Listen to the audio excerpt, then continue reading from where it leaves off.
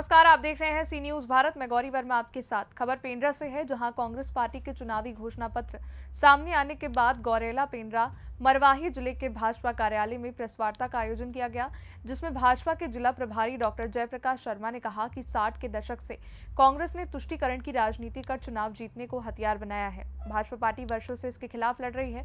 2014 से प्रधानमंत्री नरेंद्र मोदी ने विकास का एजेंडा देश में स्थापित किया है, जिसके बाद कांग्रेस लगातार पराजित हो रही है।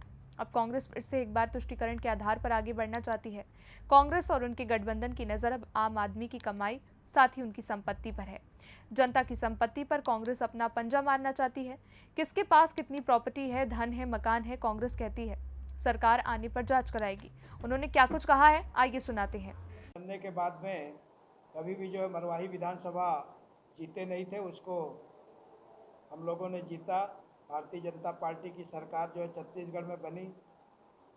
कोटा विधानसभा में भी आप लोगों के इस गौरेला पेंड्रा मरवाही जिला के जो 64 बूथ आते हैं, उसमें भी हम लोगों ने विजय प्राप्त की और हम लोकसभा चुनाव की ओर अग्रसर हैं। 7 मई को चुनाव है। इसी तारतम्य में 5 अप्रैल को कांग्रेस के घोषणा पत्र का जारी हुआ। घोषणा पत्र में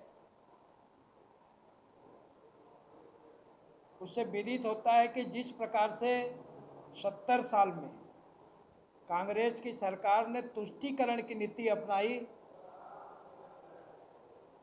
उसी प्रकार यदि वो फिर से यदि सरकार में आ जाती, केंद्र सरकार में आ जाती है, तो उसी तुष्टीकरण की नीति अपनाएगी, ऐसा उनके शब्दों के मायाजाल और बिंदुओं से प्रतीत होता है।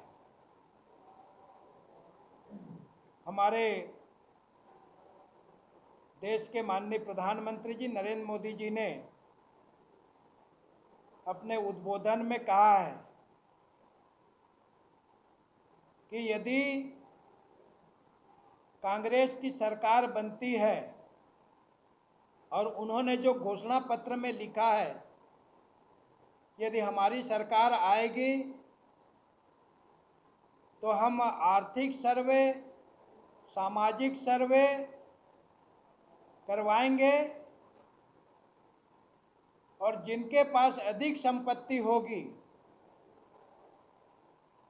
उस पे जो है पहला अधिकार अल्पसंख्यकों का होगा। ये 2006 में जिस प्रकार से सच्चर कमेटी की रिपोर्ट आने के बाद में उनके प्रधानमंत्री मनमोहन सिंह ने कहा था कि इस भारत की संपत्ति पे, इसके संसाधन पे सबसे पहला अधिकार अल्पसंख्यकों का है।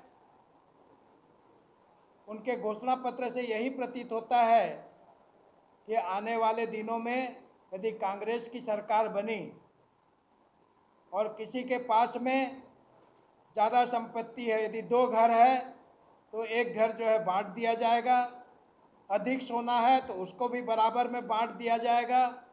और ये सोच जो है माओवादी सोच को दर्शाता है, और इस सोच का भारतीय जनता पार्टी पुरजोर तरीके से विरोध करता है, इसकी निंदा करती है और आम जनता को जागरूक करती है कि यदि ये सरकार आई तो वही 70 साल की तुष्टीकरण नीति को अपनाएगी।